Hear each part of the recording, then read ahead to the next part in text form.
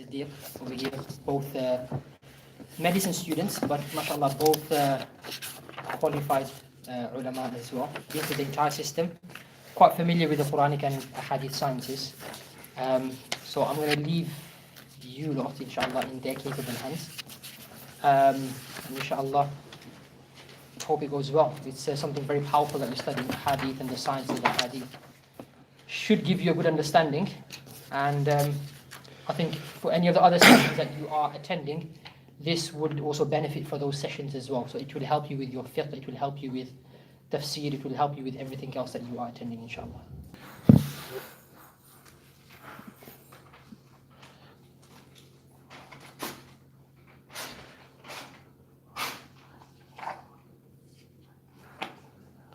Okay, Bismillah ar-Rahman ar-Rahim.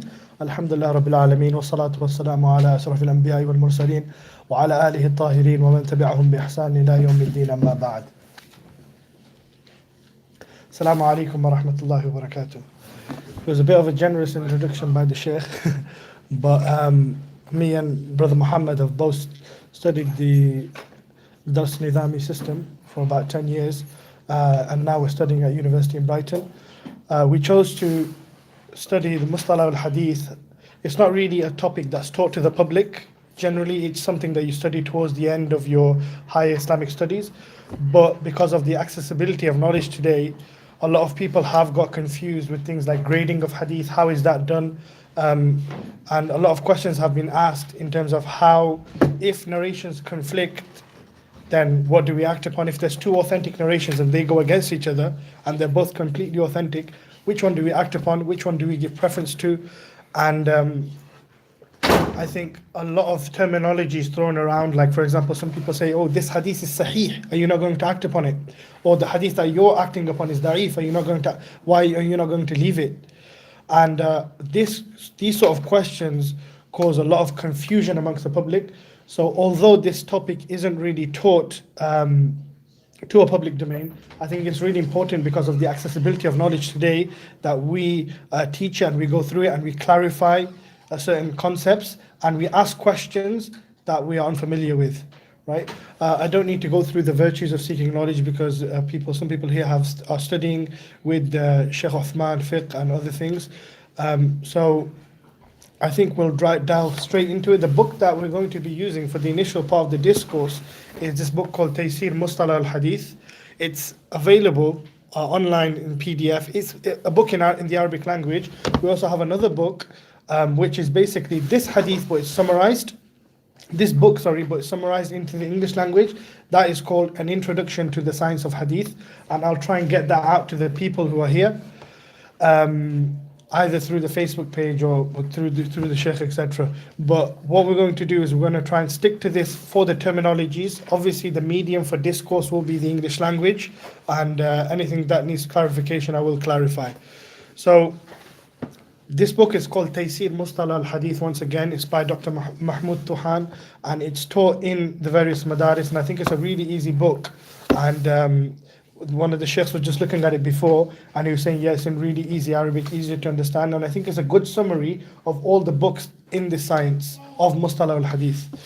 So, Hadith Nomenclature, I think we sent out a few questions as well when we were advertising for the class that we're going to answer. We're going to come across what is a Sahih Hadith, and then we're going to analyze Sahih al-Bukhari. What is Sahih al-Bukhari in terms of its authenticity? Is everything in Bukhari? Do we have to act upon everything in Bukhari? Or what's our framework in dealing with those hadith that reach us in Sahih al-Bukhari?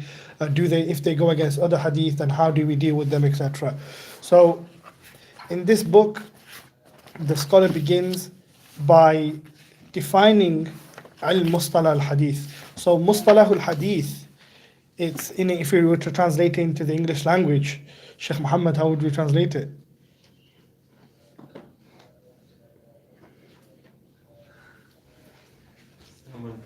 Yeah, Hadith Nomenclature. So nomenclature, I know it's a difficult word, and one of the brothers before, he said the last time he heard the word nomenclature was in chemistry, when they did nomenclature, when they were labeling those hydrocarbons. But nomenclature is basically how you name things.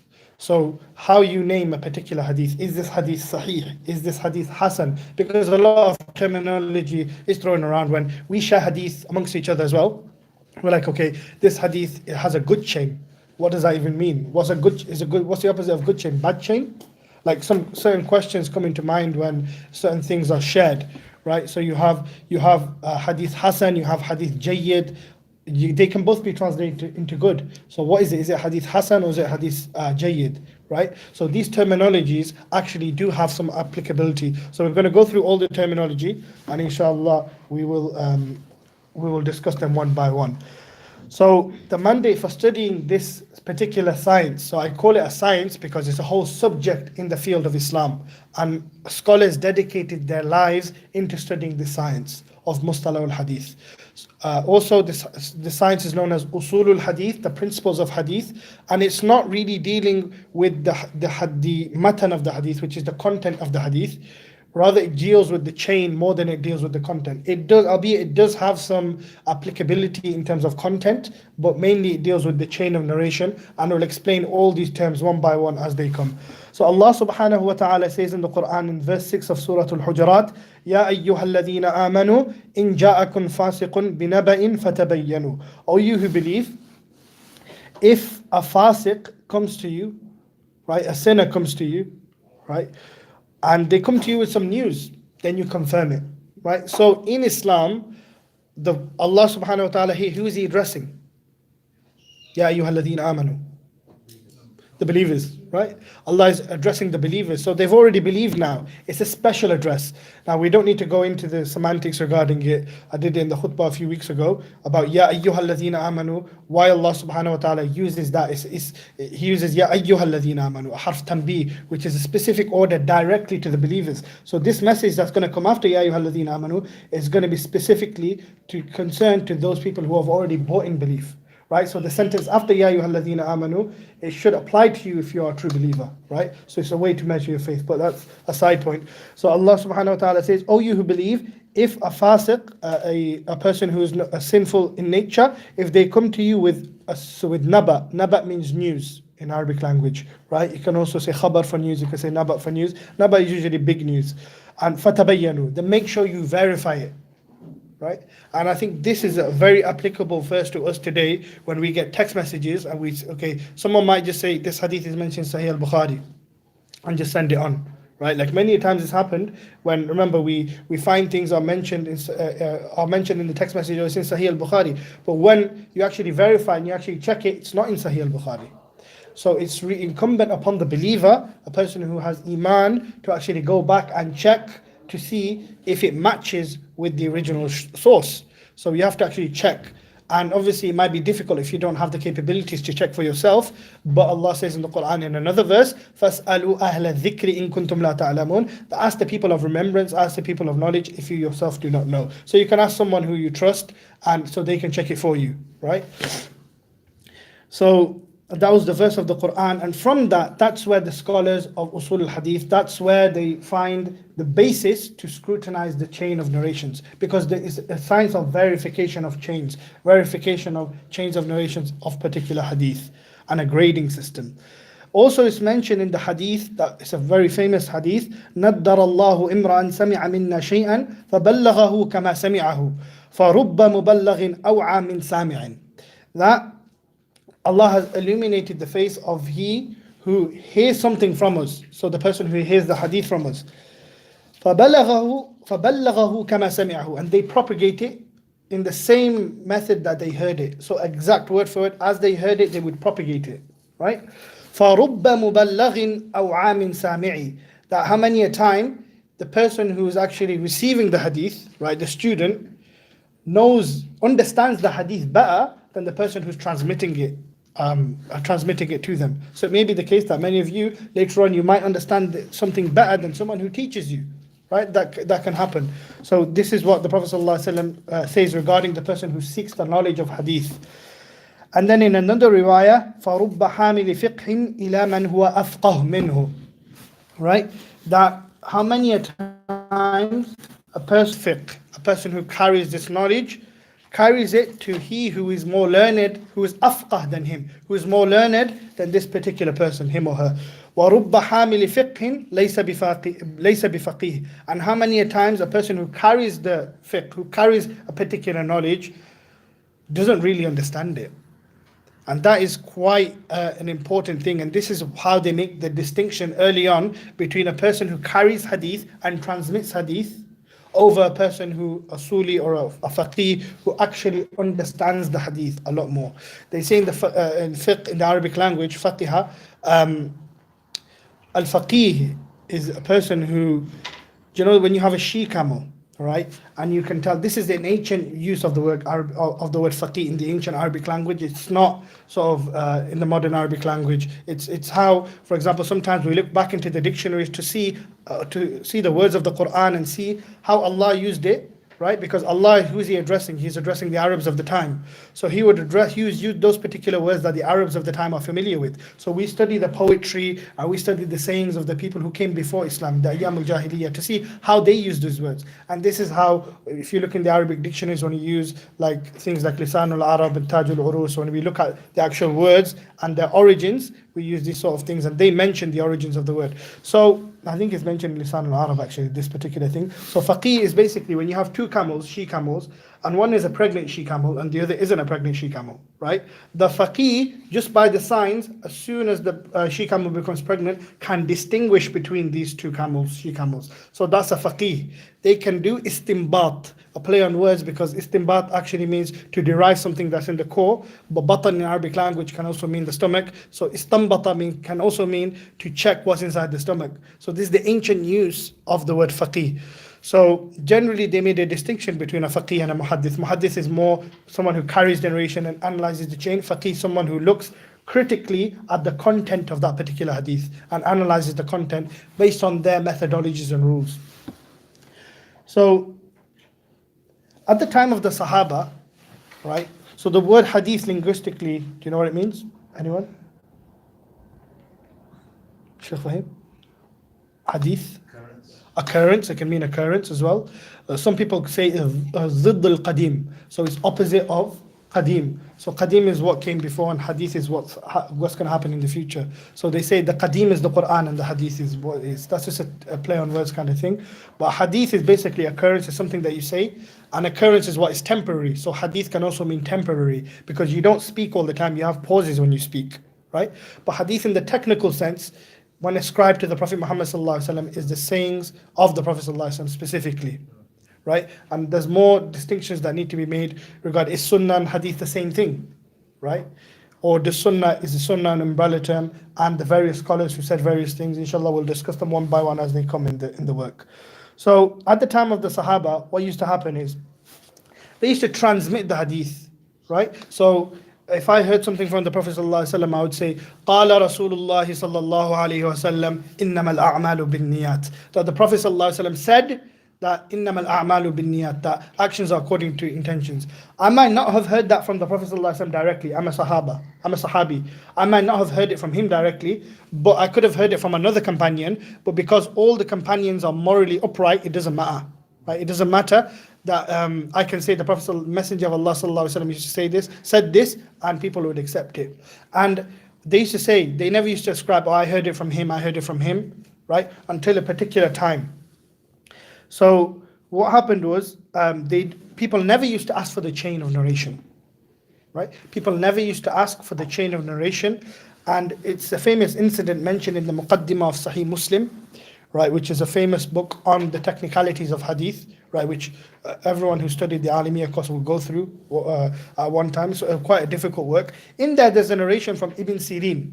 Has anyone heard of Ibn Sirin? He's the dream guy. Yeah, the guy who Ta'bir al-Ru'ya, he wrote a book called Ta'bir al-Ru'ya. It's spread. It's in the English language as well. Interpretation of dreams is spread, right? So Ibn Sirin, he was a tabi'i. So he was a companion of the companions. So he didn't see the Prophet ﷺ, but he saw the people who saw him and he spent time with them. Ibn Sirin mentions, لَمْ يَكُونُوا يَسْأَلُونَ عَنِ الْإِسْنَادِ, that no one used to ask each other about isnad. Like, who did you hear this from? Did you hear it from the Prophet ﷺ himself? Or did you hear it from someone else who heard it from someone else who heard it from the Prophet ﷺ? No one used to ask about isnad, right? In the beginning days. فَلَمَّا وَقَعَتِ الْفِتْنَةِ قَالُوا سَمُّوا لَنَا رِجَالَكُمْ. But when the fitna occurred, right, what is the fitna? What is the fitna, Shaykh? What is the fitna? You know the fitna. Huh? There's many opinions. You know the fitna, Sheikh? The fitna. When the fitna occurred, it's a technical word. I know fitna can mean a lot of things, but what does the fitna mean when he says it in this context? No? So the fitna, obviously various people interpret it in various ways, but they say at 40 Hijri, when Sayyidina Ali radiallahu ta'ala anhu died, some people say that was when the fitna occurred, right? You can remember from Martin Links, yeah?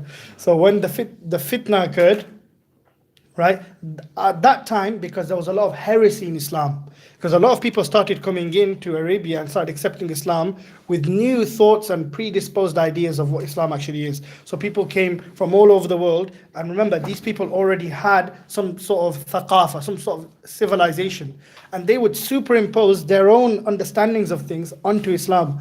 So new crazy ideas started to come out, right? So people like the Khawarij came in, right? And the Khawarij are those people, if you do a major sin, you're a kafir, right? Straight away, you're a non-Muslim, right? Some people started asking new questions, like they started asking questions about the qualities of Allah. Like in the Quran, Allah subhanahu wa ta'ala will say, Kullu shay'in halikun illa wajha, that everything shall perish except for his face. In the Quran, Allah subhanahu wa ta'ala says, Yadullahi fawqa aydihim, his hands is above their hands, right? So what does that actually mean? I mean, the Arabs understood that metaphorically, but when new people started accepting Islam, they started asking questions regarding Allah, regarding his qualities. Where is Allah? I mean, people never used to ask that question before these times. So heresy occurred during that time when new people started coming into Islam, and they came to the places like Makkah and Medina, and they would ask certain questions, and people would be confused, right? And this is why certain scholars needed to arise to address these issues, right? And that's why it's really important that wherever fitna is in your time, there should be certain people ready to stand and learn and sort of address these issues. So scholars did study the Greek logic, and they translated it into Arabic, they learned it themselves, they became really proficient in it, and then after that they gave the replies, right? And this is how the early aqaid works came about. But anyhow, how the fitna came, so he said, فَلَمَّا وَقَعَتِ الْفِتْنَةِ, so when the fitna occurred, قَالُوا سَمُّوا لَنَا رِجَالَكُمْ, so when the fitna occurred, people used to say, when someone asked the Messenger of Allah sallallahu alaihi wasallam, when someone said, the Messenger of Allah sallallahu alaihi wasallam said X, قال رسول الله صلى الله عليه وسلم خيركم من تعلم القرآن وعلمه, that the Prophet sallallahu alaihi wasallam said, the best amongst you is the one who learns the Quran and teaches it, right? That's a hadith. So before this time, people used to say, okay, قال رسول الله صلى الله عليه وسلم, that's it, people would accept it. But when this fitna occurred, people said, سَمُّوا لَنَا رِجَالَكُمْ, that name your men, name your transmitters, who told this to you? So they would try and verify where it came from. And he carries on to say, فَيَنْظُرُوا إِلَىٰ أَهْلِ السُنَّةِ فَيُؤْخَذُ حَدِيثُهُم, so they used to look at the people of the sunnah, meaning the people who held on to the way of the Prophet sallallahu alaihi wasallam, right? His hadith especially, right? And they used to take the hadith, وَيَنْظُرُوا إِلَىٰ أَهْلِ الْبِدَعِ فَلَا يُؤْخَذُ حَدِيثُهُم, and they used to look at the people of bid'ah, right? The people of heresy, the people who came in with their predisposed ideas, right? And tried to superimpose them on Islam, and they would not accept their hadith. And this is how it came about. This is how the science in the early days came about. Okay, so yeah, that's that. So hadith is the opposite of qadim, and they say one of the first people to write on the science of hadith was who? Does anyone know? The science of usul al-hadith, mustalah al-hadith. Sheikh? Huh? Who was Imam Bukhari? You know, man? No? There's a famous scholar, Muhammad ibn Idris Ash-Shafi'i, right? Ash-Shafi'i, he wrote the Risala, which was one of his main books in Usul al-Fiqh, right? He wrote a book on the principles of jurisprudence. And in that, they say he was the first person to write on how you sort of get a sahih from, how you distinguish between the sahih and the saqim. Obviously, there's more categories than that, but a sahih hadith is an authentic hadith, and a saqim hadith is that which is ill hadith, literally, but it means that there's some defect in it. So distinguishing between them, what came first and what came last, right? Did the Prophet ﷺ say this in the beginning, and was the ruling abrogated, right? That's one thing that can be understood, can't it? And then another thing is, was this ruling that the Prophet ﷺ said, this particular hadith, is it specific to an individual, or is it general for the entire humankind? So they looked at that sort of thing. They looked at, does this hadith, that narration that reaches, does it conflict with a principle that we've derived from the Quran? So these sort of things came about, and they sort of tailored the science called Usul al-Fiqh. And early on, they didn't used to really distinguish between Usul al-Fiqh and Usul al-Hadith. They were intertwined with each other.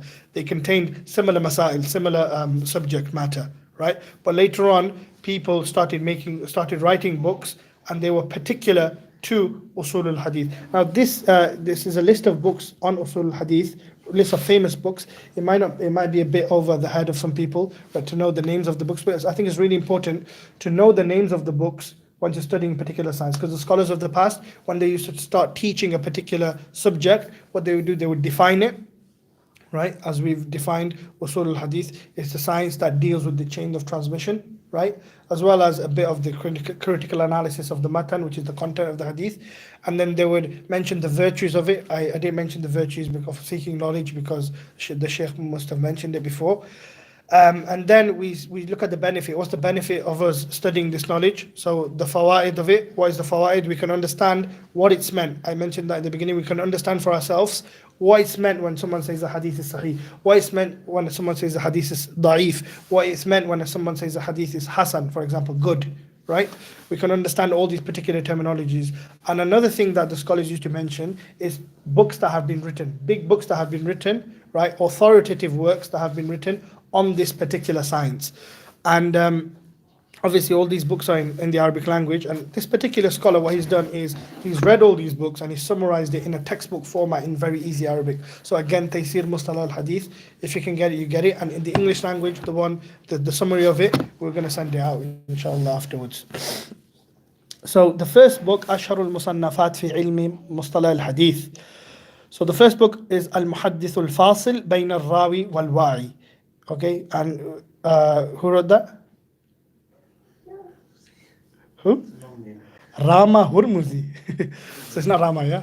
It's Ram Hurmuzi. Ram Hurmuzi is actually a place. So they used to have these funny names, right? Because obviously a lot of the hadith scholars, particularly, they were non-Arab, right? They were non-Arab, and these were the people who actually took the hadith of the Prophet ﷺ and preserved it, and were the first to write works on the literature of critiquing hadith mutun, the content of the hadith, and critiquing isnad. They were the first people to write it, but obviously they were ascribed to where they came from. So for example, if I was from Blackburn, I'd be called Blackburny. If I was from London, I'd be called Londony, etc. They used to add that ya at the end. So Ram Hurmuz was a place, right? And Ram Hurmuzi is the scholar's name. So Qadi Abu Muhammad al-Hasan ibn Abd al-Rahman ibn Khallad al-Ram Hurmuzi, not Rama Hurmuzi. And he died in the year 360.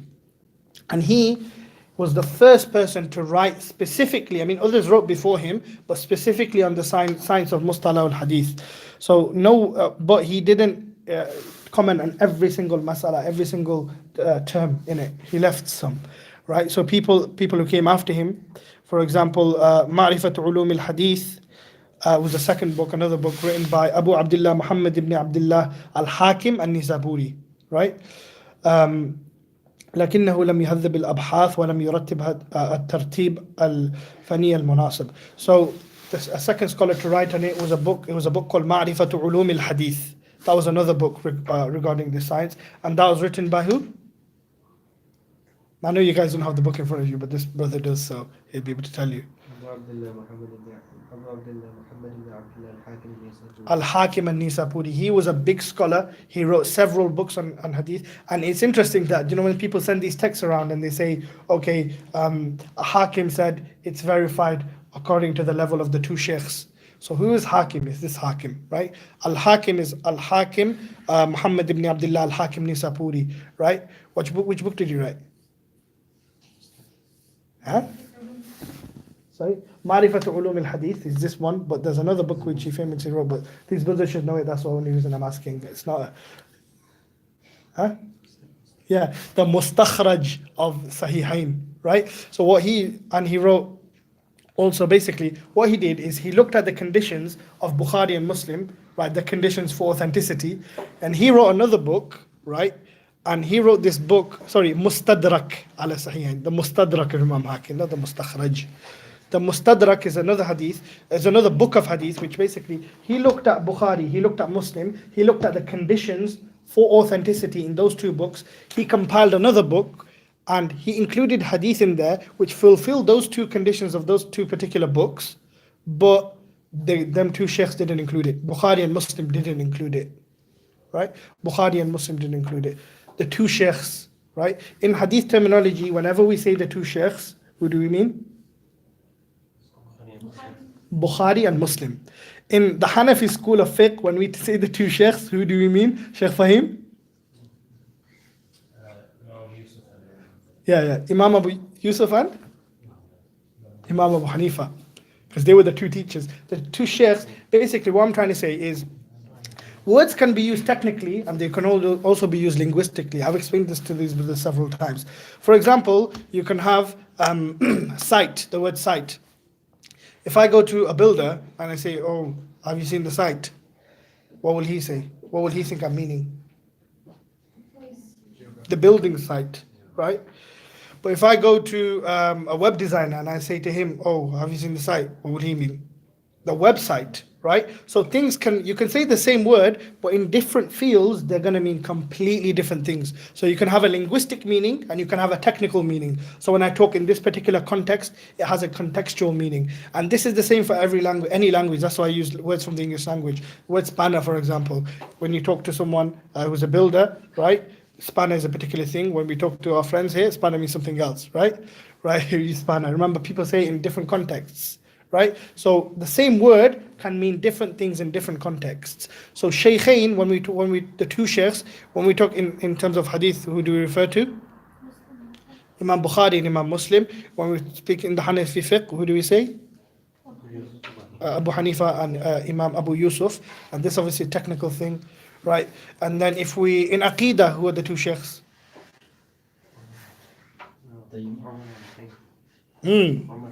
Abu Bakr and Umar, right? So in the hadith, in Aqidah text, whenever you say, oh, you have to revere the two sheikhs, it's part of your religion to revere the two sheikhs, Tawqir al-Shaykhain is mentioned, right? Then that means Abu Bakr and Umar radiallahu ta'ala, it's part of our belief to revere them, right? And this is why we have difference of opinion with certain groups, right? Because it's part of our Aqidah to revere these two people, Tawqir al-Shaykhain, which are Abu Bakr and Umar radiallahu ta'ala anhuma.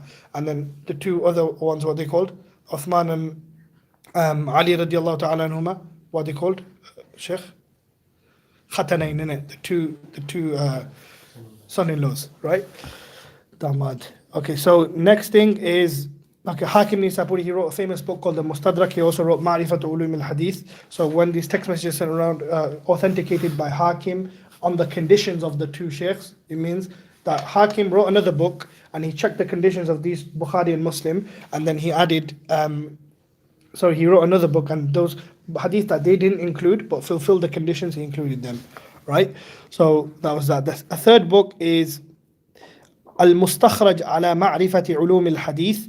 Abu Nu'aym Ahmad ibn Abdullah al-Asbahani wrote this, Al-Asfahan, where's that? Iran, yeah. Asfahan is a place in Iran.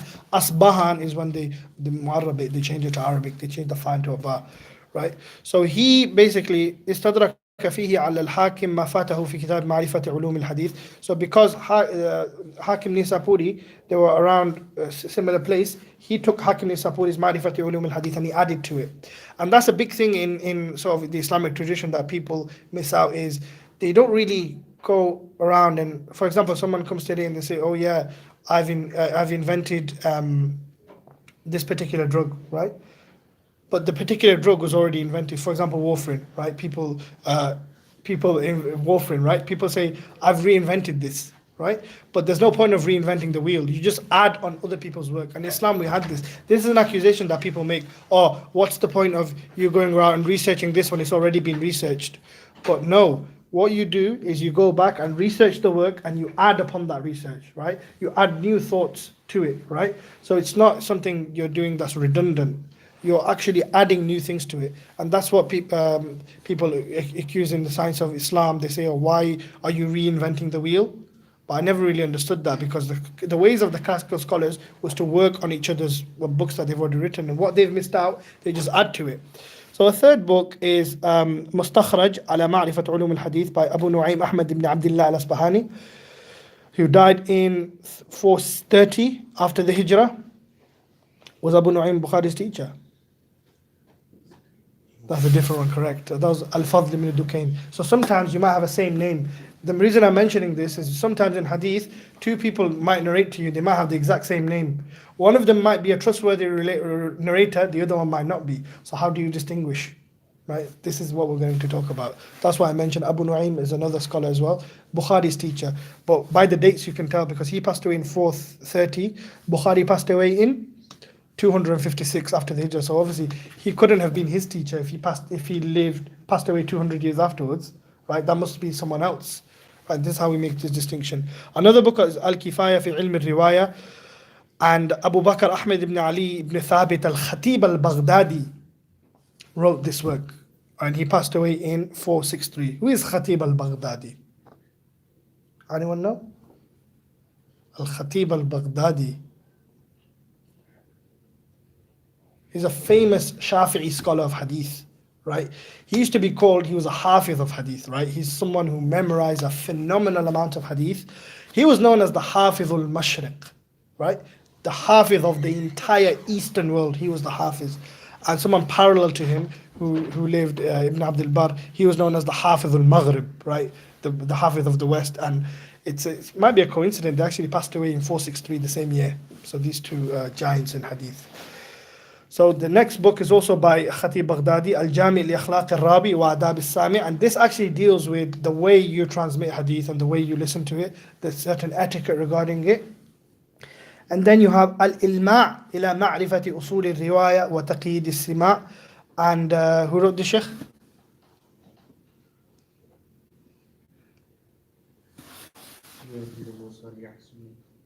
Qadi Iyad al-Maliki.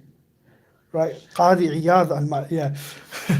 So Qadi Iyad al-Maliki, he was a big scholar, right, in the Western world, right, in Spain, in Cordoba, and then he actually passed away in Marrakesh, and his grave is in Marrakesh.